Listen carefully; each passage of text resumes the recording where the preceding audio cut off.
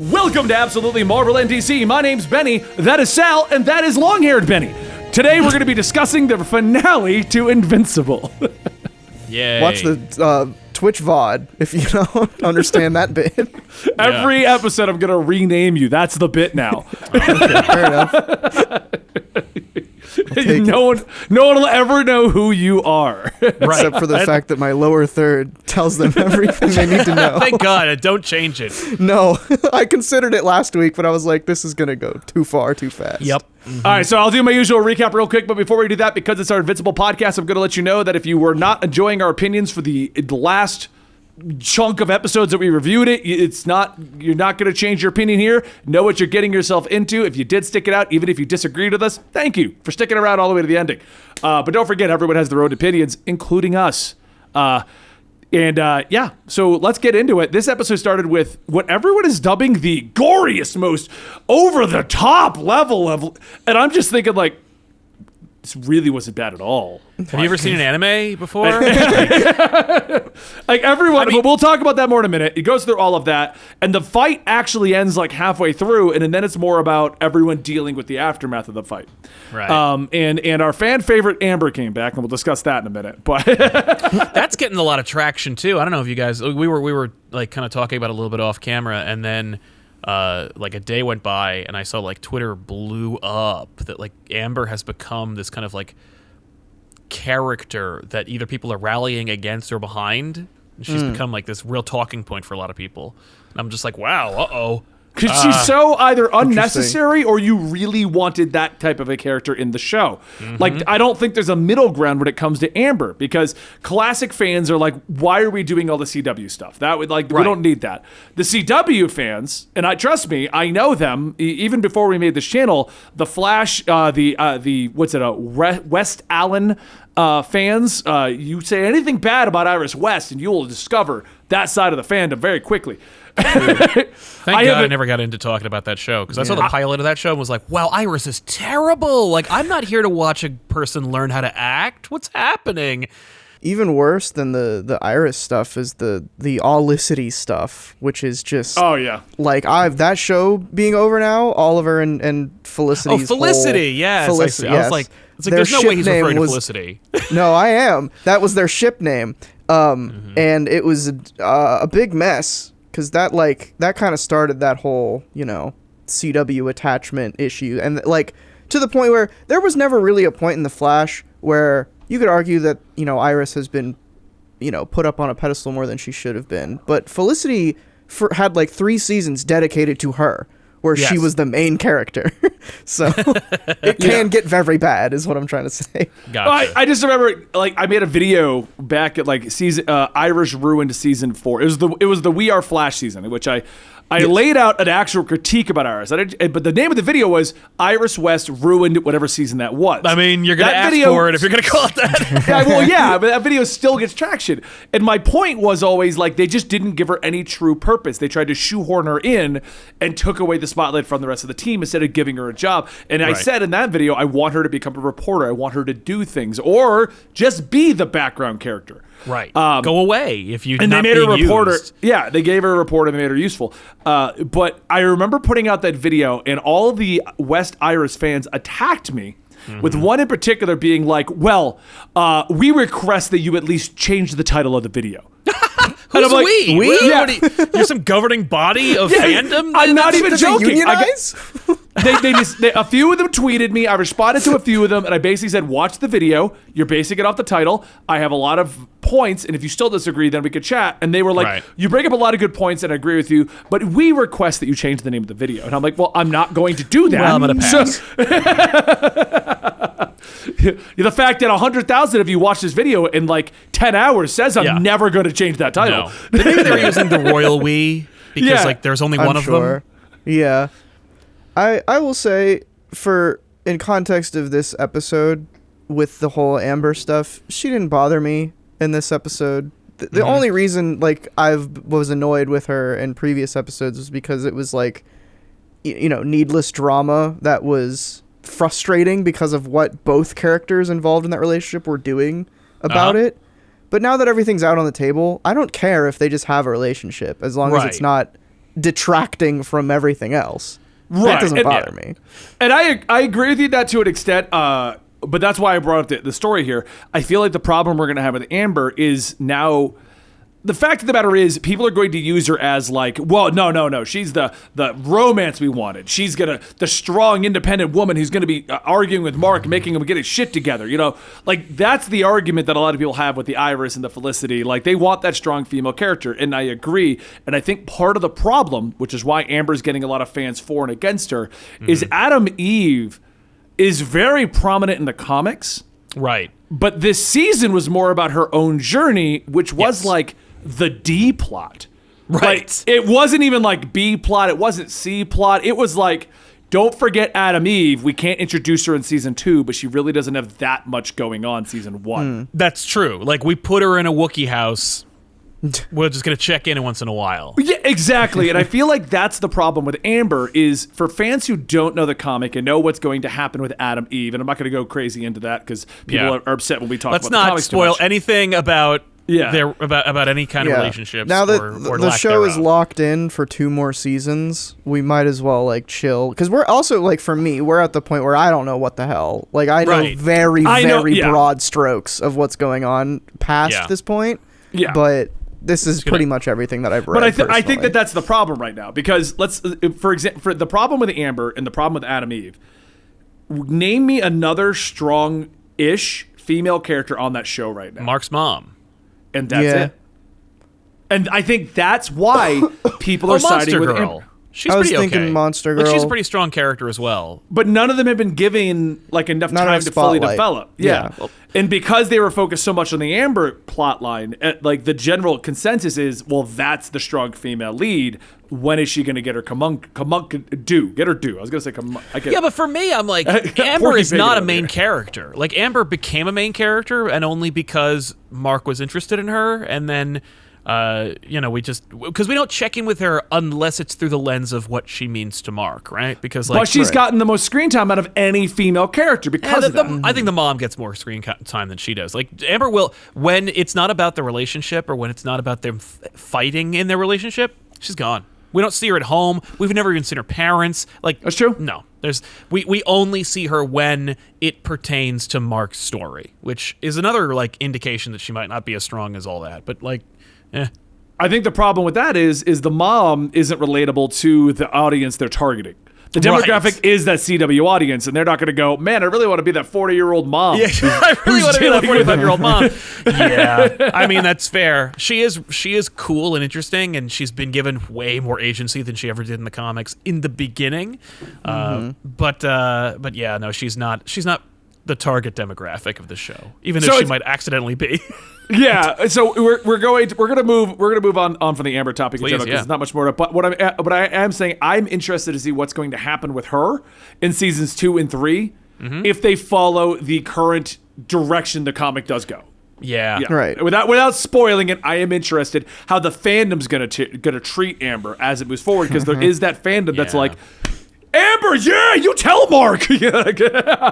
It's tough to think about this show in a vacuum because all of us have we have read a lot of Invincible, but also we know that Invincible is a comic book. There's a lot of people who just don't know that and are just watching this show because it's a show. And we're seeing like because there were not like Mark Amber shippers who read the comic. Right. They just read it. And maybe complained, but like, well, okay, they're reading comics, definitely complained. But this is a whole new animal, and it's kind of actually interesting to watch like comic book fans react to what has become TV watching culture, which is, I'm looking at a relationship on screen. I have attached my entire identity to that now. There's a subreddit for you two. And if it deviates from that at all, I lose my shit. Yep. And that's what happened. So speaking of that, it's actually a great segue to the second big topic I wanted to talk about this finale. For the record, anybody watching this review, I'm assuming you saw the finale, so we're not really going over the story beats because the first half of it is his father beating the tar out of him. Totally. Now, true. I saw it this morning. We had a weird internet problem this weekend because I normally watch the show at night and our internet kept dropping right when I was going to watch it. So it was like... Okay, can't watch it. And I just played more Nier. Well, what ended up happening is I finally watched it this morning. So after the entire internet freaked out about how gory and over the top this show was, I was like, okay, what am I getting myself into? Is this really gonna... I mean, they did a lot of red ink. Like, that's... Yeah, it was pretty red. I mean, That's- the Mark's face at the end of it was pretty gross, and like realistic. You know, This I mean, just- plus all the endless slaughter. I mean, I think that was the thing people are talking about.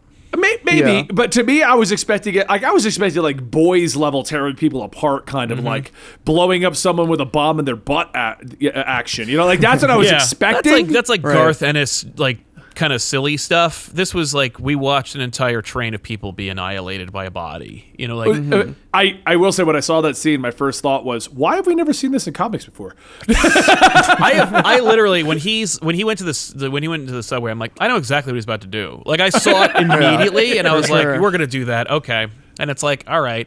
And that was like for me the only real problem I had with the episode was the wanton destruction and violence and how like not necessarily even that it wasn't in character for Omni-Man to do all of that, though he doesn't really indicate it at any point throughout the show. Well, I think that was what they were going for, though, because they did Yeah. the same thing in the comic. Like, you're supposed to think he's Superman with some shady stuff going on. Yeah, Not, and then like no, an he- issue or he's two just, later, you figure it all out. But he's not. He's a little less sympathetic in the comic in the beginning. But like in any case, my concern was that people really want this. Like people really like this. This is kind of all they've ever wanted. You know, it's why people really like Man of Steel for all the wrong reasons, and it's why why you know people have like this weird power fantasy when it comes to like movies, TV, and comics, and they really, really, really like this kind of thing. And it's like I heard a lot of chatter about this episode and how they were like, "Yes," and I'm like, "Really? Like, you know, you can get the same kind of devastation, carnage, and impact from like killing a person or blowing up a bus or like crashing a boat or tipping over a bike, but." Once he like destroys, like 2 cities of people, it's like, all right, at this point, like you've made your point and you've actually made the character completely irredeemable, which like they want to go for that. I think the point where the destruction should have stopped was after Mark failed to save that mom and her girl from the building collapsing on everything. Right. That was the moment where I was like, it was pretty much the only moment in this episode where I felt like, oh God, like this is rough. Yeah. And it was because it was a small moment between Mark and like 2 people who actually got to talk. Yeah, and he was in the midst of superheroing and he failed. Like it was all of that baggage combined. Yeah. Right. It was him failing at what he wants to do, what he thought his dad was doing. Exactly. And it's, that's the moment where it's like, okay, that's the gore and the destruction that we need to see to influence what actually matters, which is the emotional state that these characters are going through. Right. Yeah. I've actually found it kind of interesting to see just how comic book culture has changed with the invention of the MCU and what I like to call everyone kind of getting tired of Superman. Like Superman and DC is all about, like, look at the back of the classic Justice League Unlimited stuff, Justice League cartoon stuff.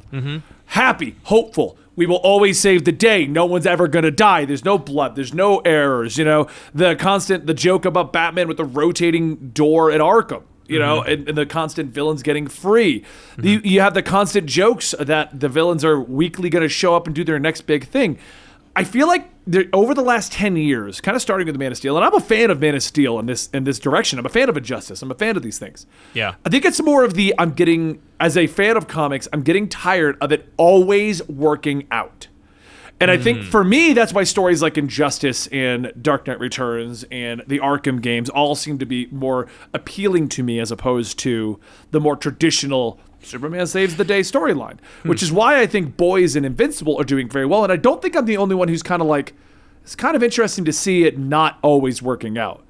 That's so funny because I feel like it hasn't worked out for like 30 years, and I think that like you gravitate towards that kind of stuff at like 13, and then you kind of age out of it eventually, and you're like, it never works out. The universe is random and cold and doesn't care about us, and I kind of want something to work out for somebody, please. And it's like, I don't know. For me, I'm like, Injustice is just as boring as Irredeemable, Invincible, like all these big like anti-establishment, circumventing expectations, subverting expectations kind of stories are like The Boys show is way better for me than the comic book, because the comic book 100%.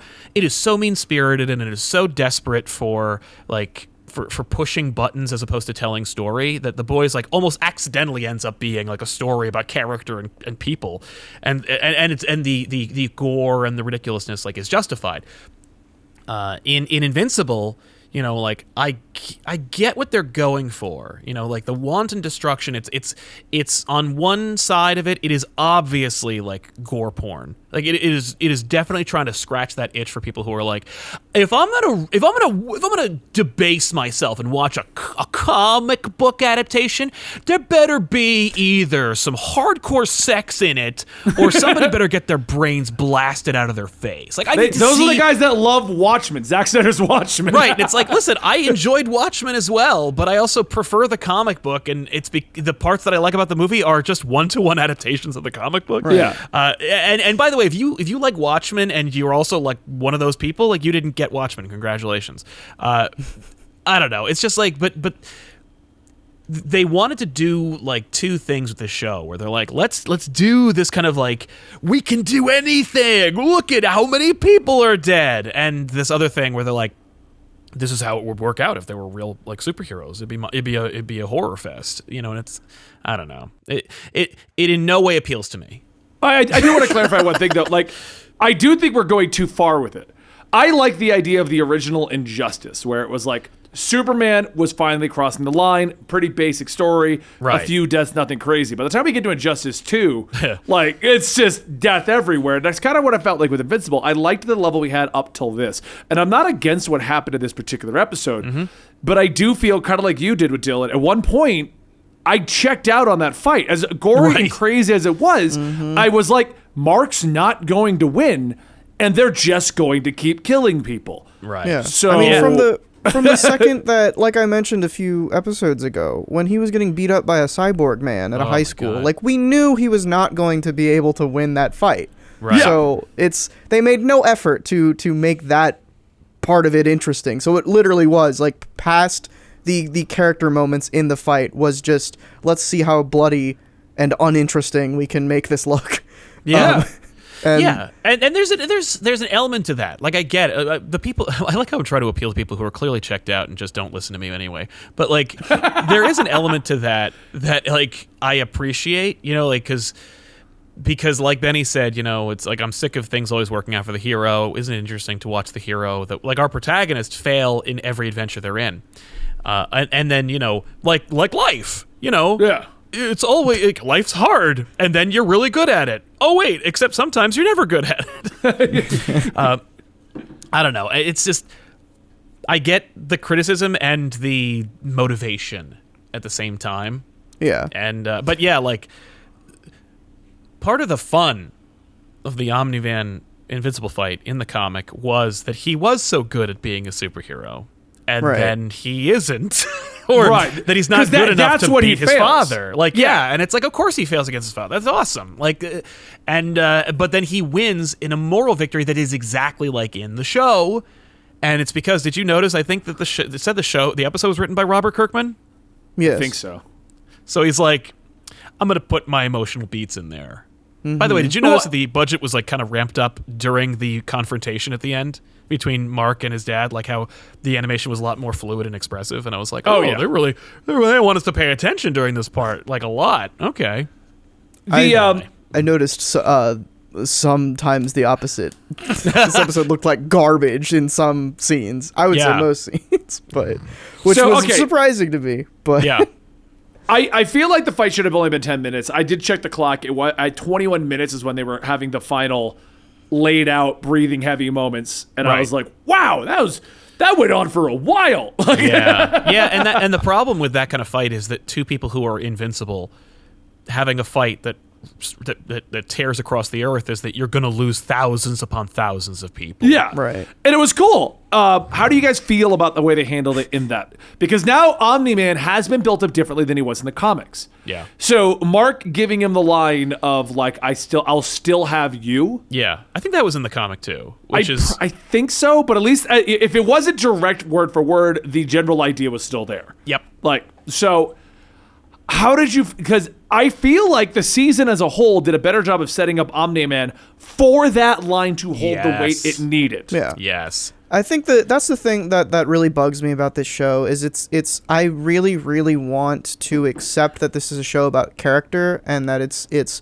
just going to be like you pay attention to the writing and the performances and ignore the horrible animation. And I want to do that. And it's tough when in your finale you still have animation that is like relying on like bad 3D in the background, which is so utterly distracting that it's maybe it's just me, but it bothers me. And it like I moments like that, like I want to give this show credit for, turning Amber into an actual character instead of just Adam Eve until Adam Eve shows up. Is she compared to the comics? Yes. I will give you that. Compared to the comics, she's a character. Compared to the comics, she's literally just Adam Eve without powers. Yeah, that's it. Yes. The Debbie as well, turning her into an actual character with an arc. Yeah. Developing Omni-Man more before we get the turn. Like that's good stuff that this show is doing. Good stuff, yeah. And I will, there is a but there, but for the sake of this conversation, let's leave it off. But I will say also, performances are also stellar, outstanding. Everyone, you're getting your money's worth, getting Academy Award-winning actors to play your cartoon characters. Great job. Yeah. Right. Everyone's great, like great, dynamite. Even like Debbie's amazing. Walton Goggins really does Fantastic. a wonderful job, unbelievable. Omni-Man obviously, Kim Simmons is great. Mark has a lot of strong moments. Stephen Yeun. Everybody's just so good. Everybody, even Rex Splode has some really fun lines. The whole episode, performance-wise, I felt was great. You really saw a lot of them come to light in the second half of this episode. Yeah. Because this one was very much broken into fight, aftermath. In the aftermath, seeing everyone's reactions to the way they were acting, the way they were behaving, it really, really hit home the actual battle itself. I wish we had more. It's so weird because by the 8th episode, I'm like almost completely opposite than how it was in the first episode. Yep. But I wish we had more of that epilogue instead of more of the bloody, gory fight. Same. That we knew the resolution to. Yeah. Like, I almost feel like the fight went for 20 minutes just to make you, are they going to kill Mark? Are they going to, they're still going. Are they going to kill? But you still could have made that same message in 10 minutes. You didn't have to do 20. And G. Willikers, if you didn't literally have Mark get beaten to the point where he is beaten at the end of this episode 2 episodes ago or 3, however many, when he was like, then 5. maybe there might have been some tension that they might actually kill Mark at the end of the episode. Or if you didn't announce the next 2 seasons of your show are coming, or if there weren't like 90 more issues of the comic. Yeah, well, but that's the thing is that the people who are watching the show are TV fans and they do not care. They do not know. That reminds me back to like when Walking Dead came out, and I think they ended like the first season with like, "Is Rick gonna die?" And you were like, "No." Who's this Merle guy? Right? Yeah, yeah. Although I do want to say something really quick, just as an observation, because this is a show about movies and comics and TV, and I want to mention the comics thing. Apparently, the show is destroying Invincible trade paperback sales, and like Amazon can't keep up with the orders. Like, great, now I gotta order them all. Yeah, Amazon can't keep Invincible in stock long enough for people to buy copies of Invincible. So, ladies and gentlemen, let me tell you something. Go to your comic book store and buy Invincible there if you need to. Go to a local store. Go to your local comic book store, pick up Invincible. Let me tell you something. Until the show dropped, they had them. They had them all. They were just sitting there waiting for you. Yep. But I'm thrilled with it, and I think that's wonderful. And hey, like, it's actually doing that thing that I wanted, where it's like, hey, if you're Amazon, like, how come if I'm watching something on Fire TV and there's like a diaper commercial, it'll like shrink the diaper commercial and be like, tell Alexa that you want your diapers, like. How come I can't like watch Invincible and be like, Alexa, order me a bunch of Invincible comics? Especially Amazon. Yeah, You it's would, I'm Amazon. surprised like Amazon Prime didn't end the episodes and be like, hey, by the way, order it here. I just tried to get the volume 1 out of stock. out of stock. And it's like, listen, you can get don't buy volume 1. Get the compendium. It has more than volume 1 in there. It's a more complete story. But like, I'm so thrilled to see that it's like, this is the thing that every comic book company thinks is going to happen when they make a movie based on their Right. property, but absolutely doesn't. Yeah. And I guess all it needed was TV and streaming. It needed to be on your TV and it needed to be available on demand. I think it also helps that it's a more direct adaptation. Yes. And because a lot of the properties like you go watch Captain America Civil War and then you go into a comic book shop to try and buy Civil War, that's like a completely different, like, you don't know what's going on. No. And it's just themes that carry over, if even.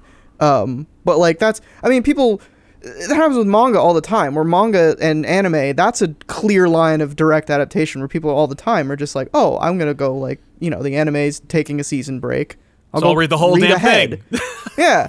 Yep. And that's like, that's a very clear mode of like progress there to like actually sell stuff, because Totally. Yeah. you go watch a MCU movie, you don't know where to start with the comics, but you go watch Invincible, that's immediately you just pick up and you know what's going on. That's true. And I think it also worked because it piggybacked off the success of things like The Boys and other like Yes. direct adaptations. The Walking Dead, like you wouldn't have as much runaway sales success with Invincible if it weren't for how successful the adaptations of other like adult-oriented comic book properties had done, like Walking Dead and The Boys, which is great. I mean, like, I'm glad, and I hope it's indicative of the future. It'd be wonderful if like some of these DC animated movies were like, hey, this is adapted from this. Like, if I could pick up Red Sun, the movie, how come I don't have like a digital comic book, or how come I can't just like order it? Yeah. You don't tell me to order it. I remember walking into Walmart a few years ago and seeing like I think it was the Justice League animated movie. There was a disc of it like taped to the comic version. And I was like, "Oh, that's interesting." I don't know, Yeah, like, that's funny whose because idea it's that was. like that's the exact opposite of what I'm what I'm suggesting. Comics like, hey, you get a movie with it. Come on, just buy it for Yeah, God's it's like, sake. why would you? That's weird. Maybe do the Yeah. opposite. Yeah, no. So, I mean, Invincible as a whole, the season, I'll say, I felt started out a little rocky. Some of the changes in this I wasn't happy with for the season. I don't like the direction of trying to make it more CW, trying to make it like Amazon being like, we want our adult CW. You know what? For the record, the amount of gore, swearing, and other things that they had going on, Yeah. and then they're trying to cater to the CW audience. Who Pick is a the lane. demographic? Oh, listen, that's exactly. No, I think the CW fans like, finally, they're saying the things that I'm saying when I'm watching the episode. This is awesome. I got no complaints who about is this that. for? I got no complaints about the gore and the realistic, or at least like fair depictions of gore and language. I'm like, that makes sense to me. It's when it's egregious or when it's like wanton or when it seems to be exploitative that I'm like, all right. My problem with it just comes into when you're doing stuff like that. Like The Boys has a lot of just gore for the sake of gore, but it looks great because each episode of that show has a budget that is 30 times more than this entire season. Yes. So that like Except for Homelander's suit, which is just inflatable muscles. of course. I can't but I see just- past it. I love that show, but I can't see, especially when they had that episode where he was out of the suit because the other guy cloned him, and I'm like, see, he's not that jacked. Maybe it's part of his character. He's fake. Right? Only in the show. Anyway, the point I was trying to make is that if you're going to have episodes like this where like, half of it is gore porn, it needs to look better. That's I feel like there's a different budget for the gore. I feel like they're like, no, the gore is where we put all the money. I hate to say this because normally I'm the kind of person of like, everyone can have their own opinion, but I feel like we need to get a gore porn fan on the show just to was it good? Was it bad? Was it animated well? It's freaking amazing. No, like I just look at the court of public opinion. I just look online and I'm like, yeah, I see why you like the show. I think the issue is I people could go in the comments and be like, give us something better, like suggest something better, and it's like, who cares? Like the point is this is We're talking about animated this. poorly. Yeah. And it's like again, like I can put up with it in dialogue scenes. I've said this before. It's fine. But when, again, like it should have a different, higher hold that budget. thought. I have an answer to that comment. Any well-budgeted anime show with action. Okay. Yeah. Anyway. No, yeah, exactly. Go watch like the Digimon like first like short that they put out for the first movie from like 1998. Go it's watch like 10 Dragon minutes. Ball Z. It's beautiful. Go watch Dragon Ball Z like 1 through 150. Don't Super. They cut the budget. But what Dragon Ball Z? Yeah, any shonen it probably looks better than this show. But yeah, it's tough to rationalize because seasons 2 and with the response to this season, Well, it'll look better. and the first next 2 seasons being greenlit, they damn well look better, like look good. Well, no I'm way. assuming they greenlit 2 seasons. I'm assuming the budget's going up. Yeah, I I would feel hope like so. it's gonna look weird. Like they're gonna be like, Good. okay, well, team that's making season 1, you're fired. New team. Like I feel like it's gonna be weird how good it looks. Like where you're like, Yeah. oh my god, this is actually kind of jarring. Like I would Like love playing that. Mass Effect 1 versus Mass Effect 2 and 3, and you're like, Yeah. oh, God. I mean, thank you. that being said, they can't change it too much because it looks like the comic. Like it is. comic, sure. It looks like Otley's don't- art. That was my another issue I was having is like some of the when we talk about like wanting the gore to like look really gross, like I feel like it does, you know, but okay. it does, but like it's you know, when I think of like gross like comic book gore, I think of the Immortal Hulk. I don't think of like That's like- very clean lines Yeah. and I mean, Immortal nice Hulk looking goes for the Ryan gore Otley look. art. Yeah. Yes. I think, But what is it called? that's- They call it like a body horror. That's what they're going Yeah. for. Yeah, in, yeah, in yeah. in It's not Immortal quite Hulk. gore. It's more like, well, No. 'cause is it gore if it happens like to an alien or a non-human? You know what I mean? Like, Sure. Hey, Mark's an alien. Tommy Man's an yeah, alien. but it looks no. The only It's a scene that first. the gore stood out to me, that I actually was like, wow, we did have a gory moment, was when Omni-Man flew into space the first time and all the blood and stuff was like, and all the Burned off particles him. of- Yeah. Yeah. It's the only time that I was Violence, like, wow. generally. Like, I think, yeah, it's I was gonna say earlier, like that the art style I think is kind of holding it back, but it's tough because you do want to make an adaptation and you do want to make it look like the comic, which I think is Yeah. fine, but like maybe actually animate things instead of just doing like slideshows Yeah. where you cut to black in and out.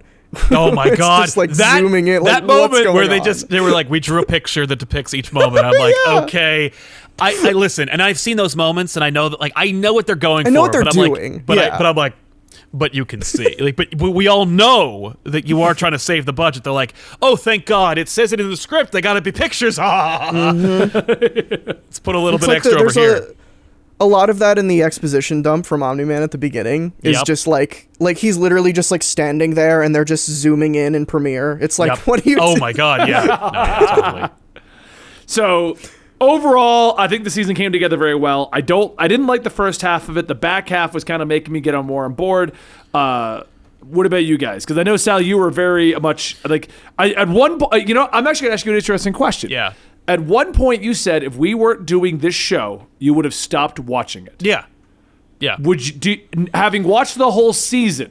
I'm- If absolutely gets canceled before we get to season 2, Oh, are no. you going to watch season 2? I mean, we'll see. I appreciate the show enough. Like, here's the thing. I elected to watch the last 2 episodes. I was very pleasantly surprised by the second to last episode. I was equally, as much as like I felt like the destruction was like overkill.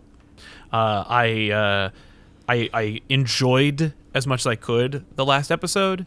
And I certainly like it more than any like teen drama show that you can see with real people playing it. So for me, I do enjoy the show to some degree. Certainly more so than I don't like it. Like I like it more than I don't like it. And so Okay. I would say I'm glad I watched the whole season, and I will definitely check out the second season. But like the second season is going to be my make it or break it, where it's like I'm going to watch it, obviously, and I'm probably going to enjoy elements from it. But we'll see like where the show decides to go, and that's the most that's the most exciting part of it. Is that the book goes in such an odd direction at so many times that it'll be interesting to see where it decides to go. Clearly, like Kirkman is like integrally involved in the show. Like he is he is married. Invincible was always his baby. Yes, and so, but I find that interesting because I can imagine Hickman being like, Kirkman being like, you can take liberties here, here, and here, but never here. And it's like, that's interesting because I have a real fundamental problem with the book at a certain point where I'm like, don't go in that direction, and it does. And so it'll be interesting to see if it goes and where it deviates and where Kirkman cares the most, you know? Right. So I'm on board. Like, I am still enjoying the show despite my criticisms. It's a show we're supposed to talk about our criticisms, which is why I'm launching them.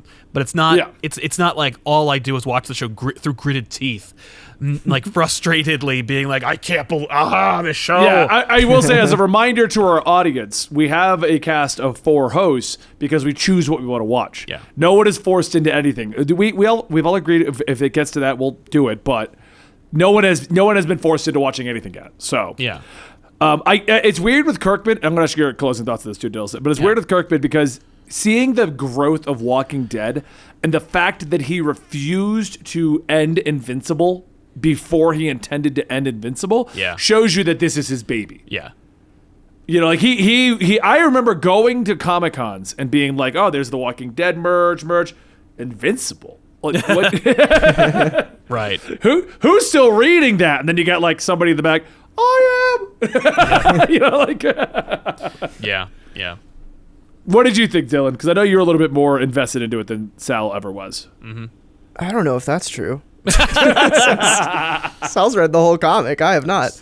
I don't know. I've like from the beginning of this show, my investment was kind of super low. I think I never would have watched it if I wasn't planning on it, but I edited the first episode of you guys talking about it. I was like, well, I'll check it out. I'll see. The one where we crapped all over the show. And you're like, well, yeah, that sounds great. I was interested because you guys talked about like the animation being bad and certain aspects of them like changing, and I was like, yeah, I guess I do kind of remember Invincible being fun. I'll check out the show and see if it's latches me on. But I had that thought when I was watching this episode. I was like, man, I want to turn this off, but I can't because I have to talk about it later. I did not want to turn it off. I will say that.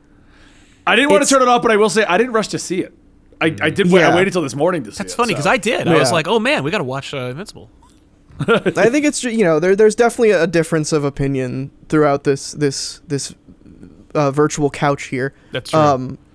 And I think I'm definitely the most sour on the show. I also have an animation like negative bias. I prefer live action. It's a whole conversation that I've gotten into with people. But that's just the fact about me. So like animation has to be like pretty good to actually make me want to watch a show. Like I'll watch crappy live action all day just because I'm more interested in that. But it's tough for a show like this to like really interest me to begin with. And I think, you know, to answer the question of like, will I watch this more outside of the context of Absolutely Marvel and DC? Probably not. I'd probably watch, you know, the first episode of season 2 to see if the animation got any better or if they're doing something interesting. Because like I said, like I'm in the dark and at most things with the comics now. So I don't know.